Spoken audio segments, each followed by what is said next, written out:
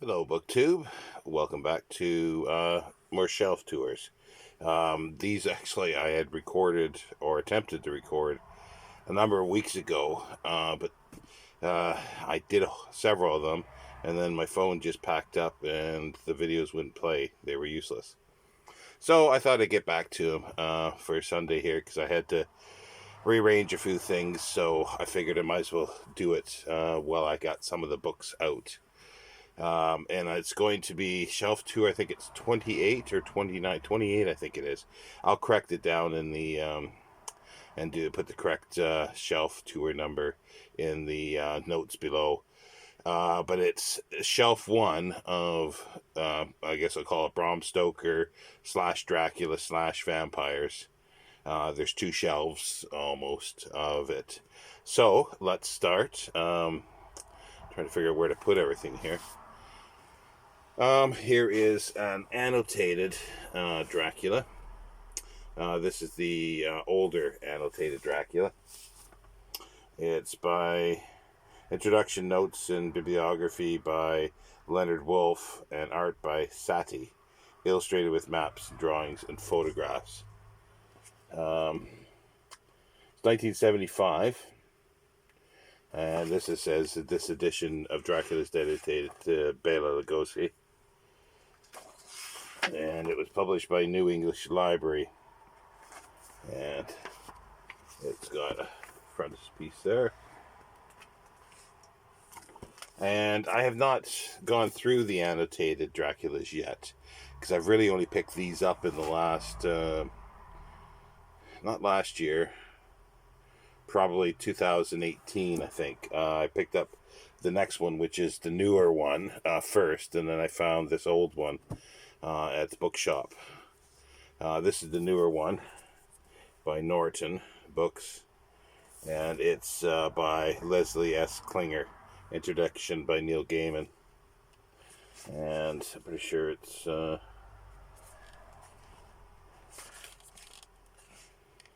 Norton, W. Norton and Company, and this was done 2008. And yeah, I picked this up in, as I say, about 2018. So even then, it's a decade old. And then I found the other one. But these will be sort of my next reading through Dracula. Will be with both those. And I've got a number of different editions of Dracula, and I'll explain sort of why as I go through. This one, just because I like the cover. This is about the same time, I think, as I got the other Dracula, that I sort of became aware of the Penguin, what do they call them? The deluxe editions of the Penguins. So I thought I'd splurge for this. Trying to see when this one came out as the deluxe. Looks like 2010. The only sad thing is that it doesn't have, if I remember right, it doesn't have any introductions or afterward. No, it's just the book itself. But it's got the French flaps, the bats, and the ladies in the back, and the back cover. I like the look of it, so I thought I'd splurge for it. The other ones are, this is the one that I first bought here when I came to the UK. I bought this in Cambridge, and it was a great remainder shop. Galloway's, I think it was called. I can't remember now, but 3 floors, all remainders. Top floor had a little room with a lot of penguins in. So I didn't have much money then. I had a pass that I needed for work, which allowed me to get to Cambridge or Oxford at no cost. So every weekend I would do either Oxford or Cambridge. And every time I went, like twice a month to Cambridge, I would buy at least 1 or 2 penguins that were very cheap. Like they were a couple pounds, but even that was a stretch at that time. But yeah, this is the one that I bought here. I'd already read it several times. I've read it, I think, 4 times. 4 times. Read it twice in the UK, and I thought so it was 3 or 4 times. but it's got a preface, which is nice. It's quite long, actually, and the introduction. It's edited with introduction notes by Maurice Hinder and prefaced by Christopher Frayling. So that's quite nice. It's a bit rough because I used to carry it around when I was working, and I'd bring it to work and I'd read sometimes at night a little bit, and it got a bit creased up, but it got a bit rough. But that's my reading copy, and so I replaced it sort of with this one. I like the cover of it as well, and this has it's the same edition basically, just with the newer cover. So it's the same one. So it was like a replacement for the other one. And then this is Dracula's Guest, another weird stories. Let's see here. This came out Penguin.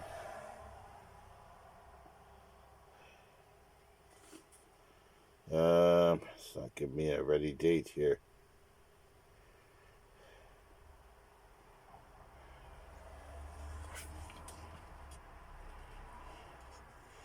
Not sure why they hide these things, because it gives the original dates. Oh, there it is, really tiny print, 2006, for the Penguin edition, and it's got an introductory notes by Kate Hebblewhite. So that was kind of nice. I read that before. I haven't actually gone back to reread any of the short stories, nor even reread the Dracula's Guest for a long time.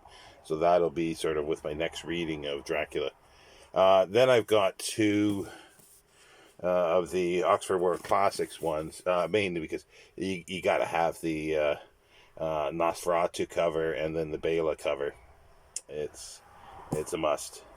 The Bela cover one, it's got. See, this is the thing. There's reason why I bought it, not just the covers, but the introduction and notes by Maud Ellman in this one, and this is.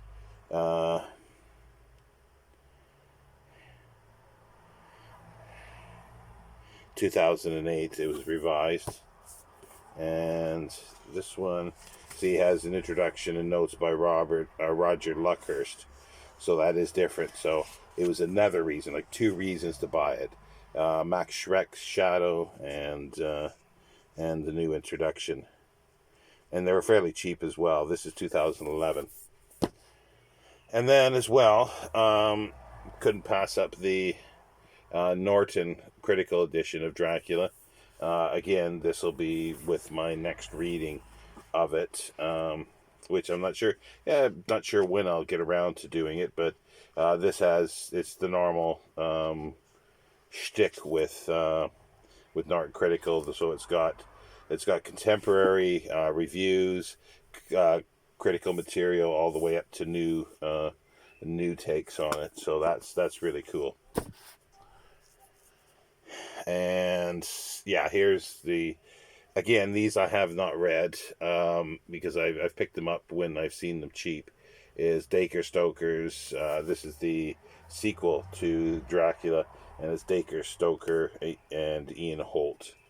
This was published by Dutton.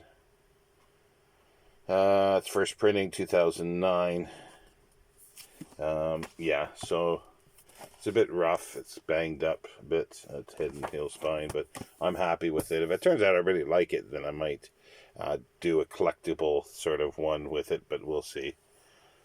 And then here again is the prequel, sort of, Dracula, Dacre Stoker and J.D. Barker. It's a prequel to the most celebrated and terrifying story of them all. And it has actually Stoker as character. I haven't dipped into it at all much. This is 2018. So when was the Dracula Undead? I forgot. Did I say it? I don't remember saying it. 2009. So yeah, this was 2018. I think this is all sort of came together with those other ones, because this was the sort of new one, and I thought at this time that I purchased the other material as well, the annotated, the Norton and annotated. So yeah, this is 2018, and I look forward to reading it. I don't know how great it'll be, but we'll see. This was a nice find. This is the original play that Stoker wrote for Dracula. He wanted to make sure that it was staged, so therefore copyrighted, so nobody else could do stage plays, because he had already staged it in Irving. It was done at the Lyceum, and Irving played Dracula reluctantly, I think. And this is first it came out in the well, I think it was like it was 100 years. But anyway, this is the Pumpkin Press. I think it is it Pumpkin Books, Nottingham, and this was came out in 1997. And pride of place in here is a bookmark here. It is the I think it's the Carpathian Mountains. I think that's what that is. It's a panorama that someone bought me, a very good friend, purchased for me in Romania and brought it back. And it has its pride of place in here, and it will stay in here. And the play is quite different from the book, quite a bit. But that's where there's some interesting comparisons that can be done. And this year, I'm not too sure about. I'm assuming it's real. It's the Bram Stoker Lost Journal of Bram Stoker, the Dublin years. So that's when he was in Dublin. So that could be interesting. It could show a bit of light, shed a bit of light on sort of things before that, or little bits and pieces that might show up, because apparently there was a sickness, I think, in the area that may have gave sort of the germination, I guess you could say, of the idea. It's something that I'd want to look into a little more. Now, I just need to move these down so that I can deal with the next pile.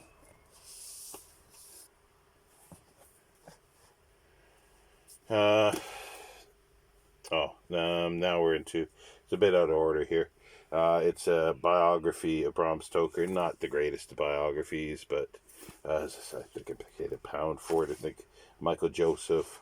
It's by the man who wrote Dracula, biography, Bram Stoker, by Daniel Farson. Michael Joseph, 1975. It's like it's just over 200 pages. Not a lot you can do in 200 pages, that's for sure. This was kind of a nice find, and very, very cheap. It's got a few scratches on it and stuff, but that's probably why it was down. When I first saw it, like, I got really excited on Amazon, as I've mentioned many times, and I think many people know that occasionally, for some reason, books will, and I'm sure other items, that just sort of plummet in price. Where this was like, I think 100 some pounds or something. It was like less than 12 or something like that. And it was with free shipping. And when I saw it, was that, Bram Stoker, I just saw this like reviews. So I saw a Bram Stoker review. So I thought, oh, I wonder if this is all the reviews of Dracula and his other books.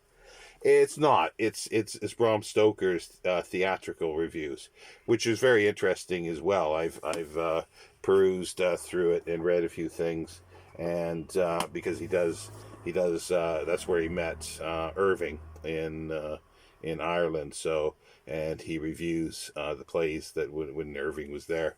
So it's interesting in its own right. So I'm glad I actually got it. Because if I actually probably noticed at the time that it was not the reviews, I might not have picked it up, which worked out for me because the price was so minimal. Here's an interesting publisher, which it's defunct now, and I should have bought everything they did.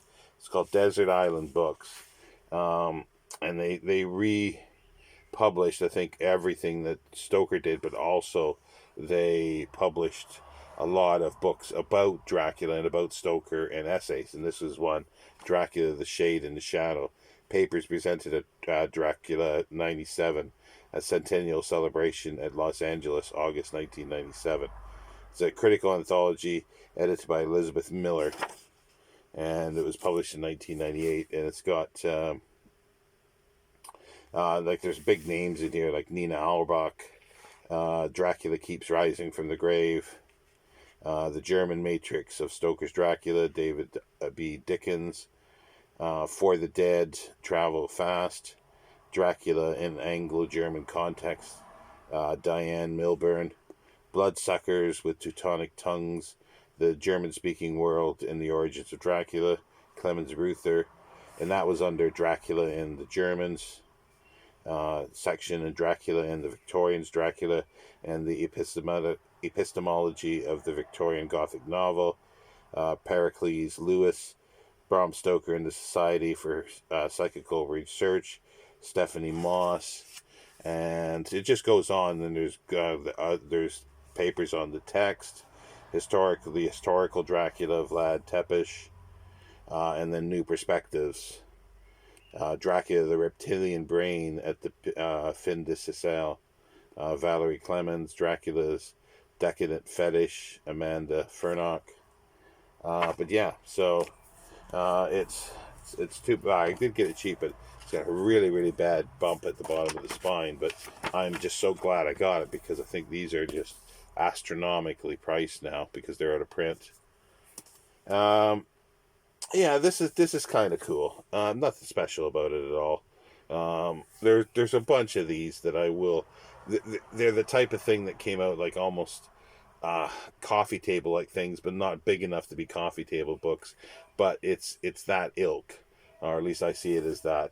And this is the Dracula Centenary book by Peter Hanok, and Peter Hanok is always good anyway. He's a good editor and writer. This is a pictorial presentation, Souvenir Press.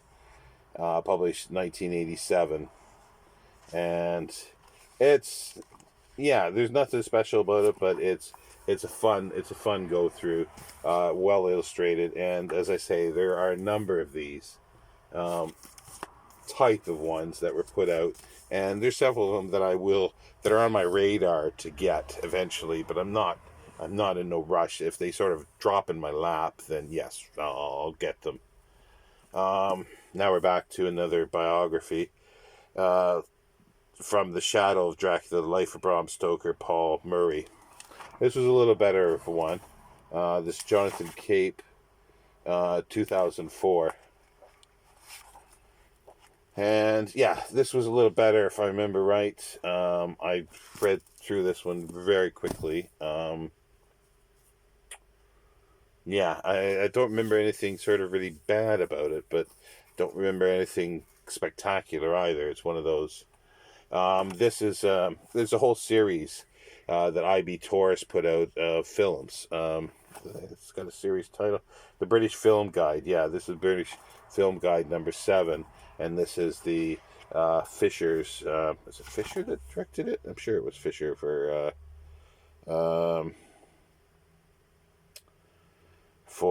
Hammer. Well, this is the Hammer anyway, with Christopher Lee, Dracula, and it's by Peter Hutchings, which is a popular name.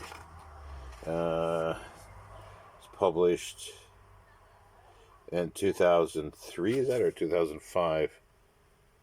2003, I think. Yeah, and it talks about the mark of the Hammer Dracula, and it's got a bibliography. They're quite good. They're akin to the, if you're familiar with the British Film Institute's, the BFI guides.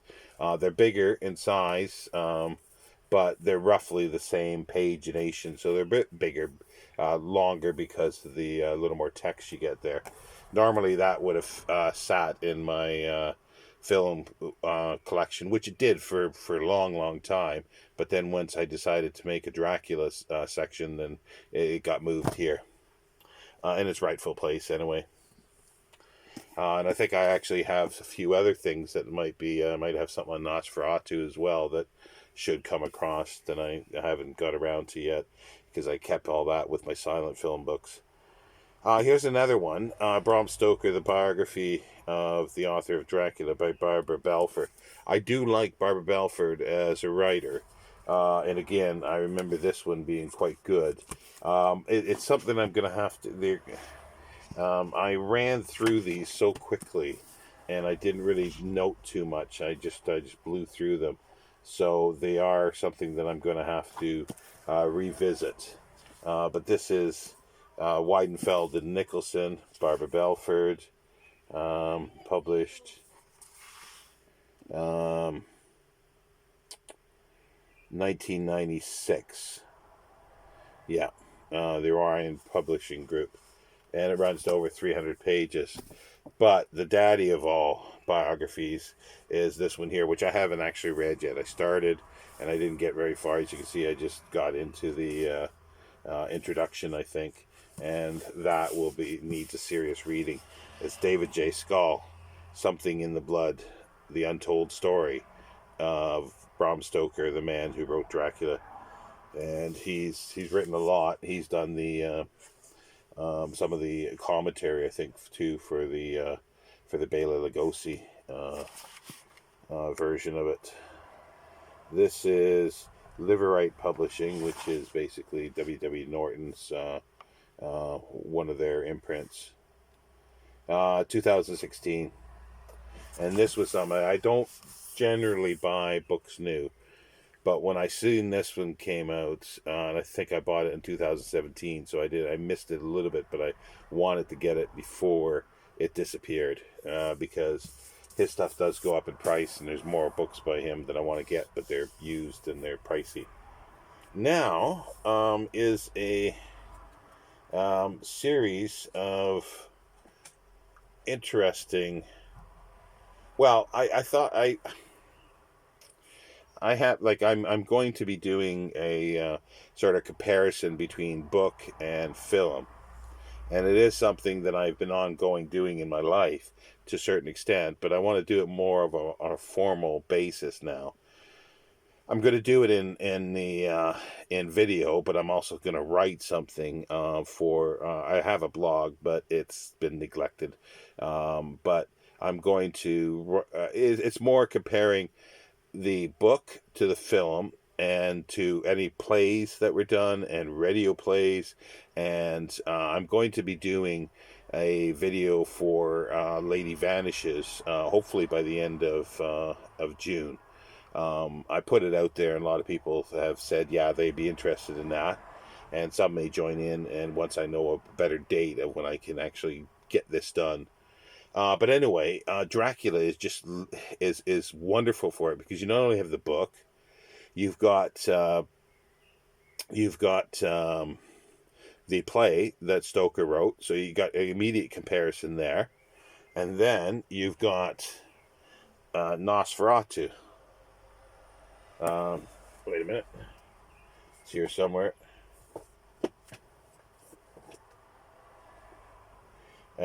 I've got the, at least I thought I did.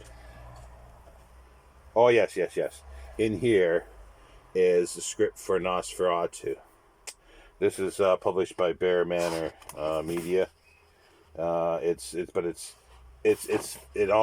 Lon Chaney's version that was done for 1930.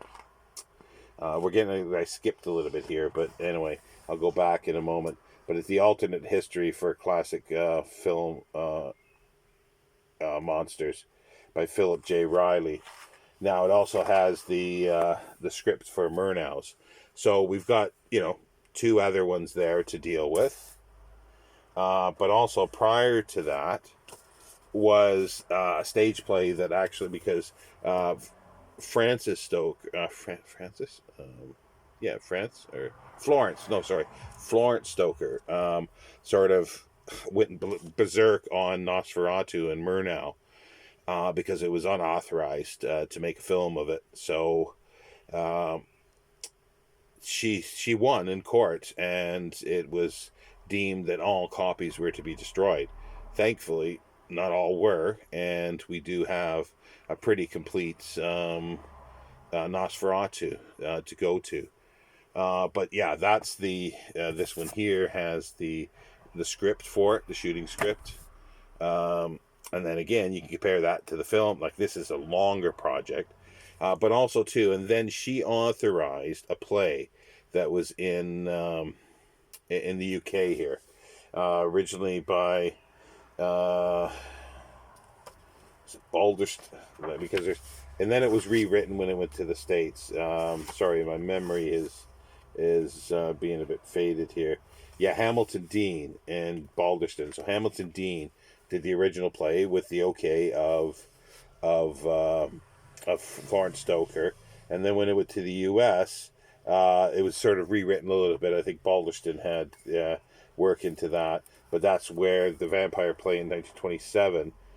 Bela Lugosi appears on the scene. He did the play, but they wanted to actually have Lon Chaney do the film version. Universal did after they bought up the rights to the book. They bought up the rights to the play, Stoker's play.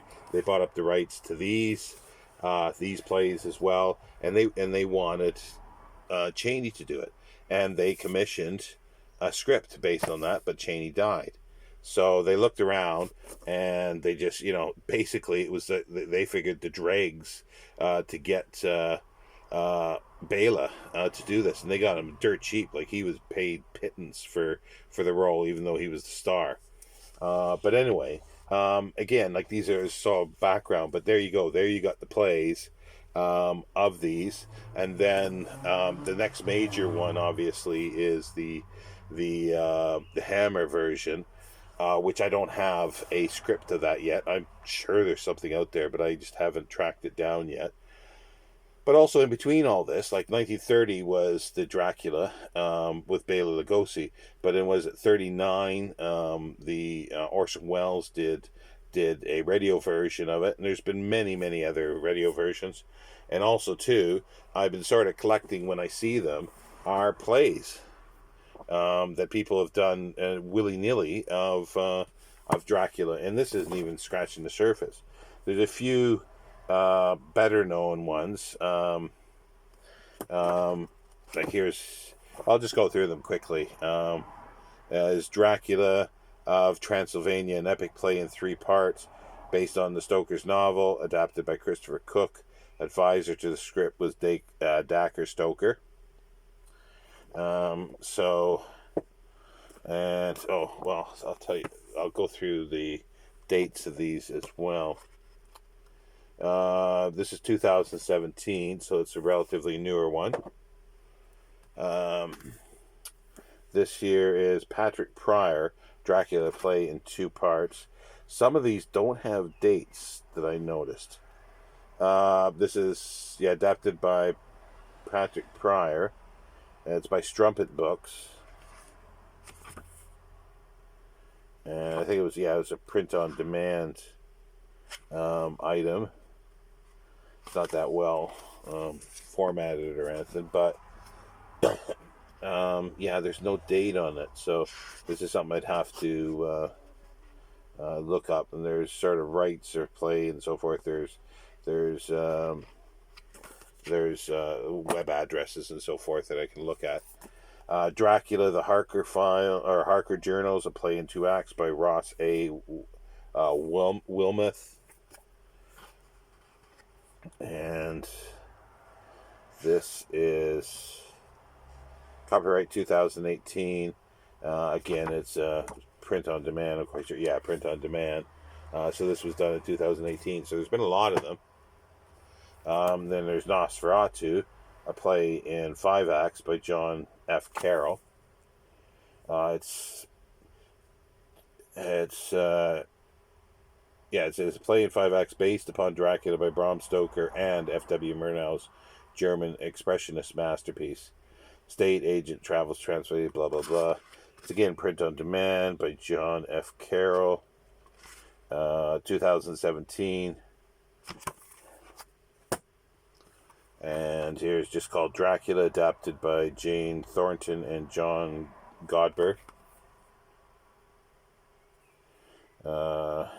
Joseph Weinberger Plays, which is a big publisher of plays.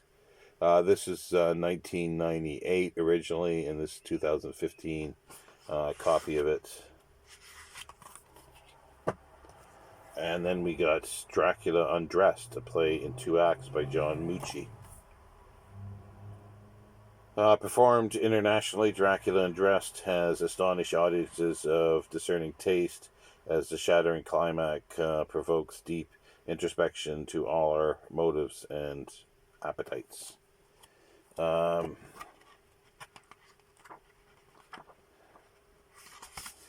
This is 2000, or actually it was originally 1975, then reprinted in 2017, or actually printed in 2017. Then we've got Dracula, adaptation for the stage of the novel by Bram Stoker. This is Robert Bethune and Philip Hilden. I think this one is more sort of, I don't want to use the word professional, but some of the other ones are sort of her minor plays. But this one, I think, hit the sort of West End and so forth, and Broadway, I think, eventually. It's an adaptation for the stage.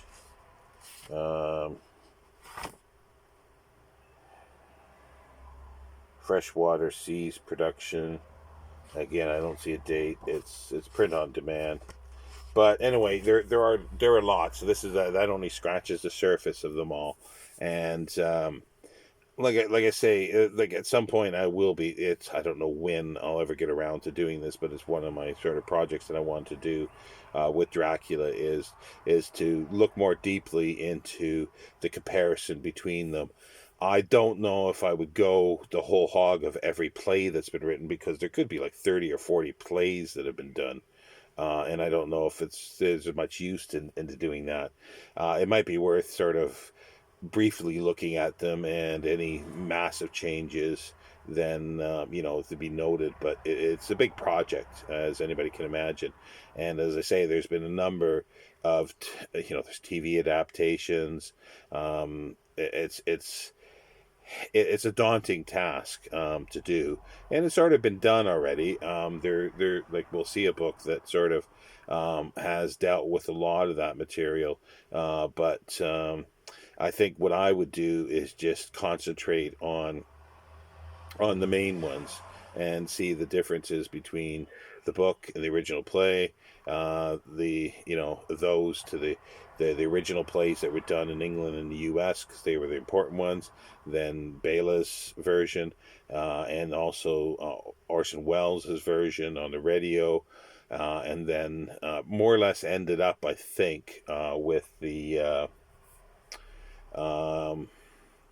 Hammer version, and that's sort of where I would end it, maybe with like a postscript of stuff after, and just a brief outline. But anyway, I've gone over 30 minutes here, so I'll be back with the second shelf of vampires and so forth. So I will see you then, BookTube. Bye.